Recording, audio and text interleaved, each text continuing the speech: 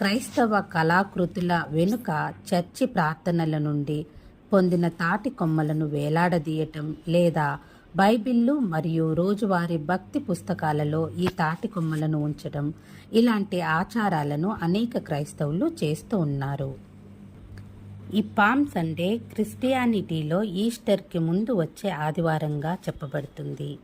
యేసు భూమి మీద ఉన్న చివరి వారంగా కూడా దీన్ని మనము చూడగలము. యేసు విజయోత్సాహంతో యెరూషలేములోకి ప్రవేశించాడు. యేసు తన శిష్యులతో కలిసి బేతనియా నుండి యెరూషలేముకు బయలుదేరాడు.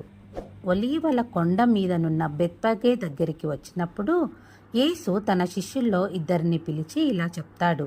ఏమనంటే, మత్తయి సువార్త 21వ అధ్యాయము 2-3 వచనములలో ఇలా వ్రాయబడి ఉంది. కనిపించే ఆ గ్రామానికి వెళ్ళండి. మీరు అక్కడికి వెళ్ళగానే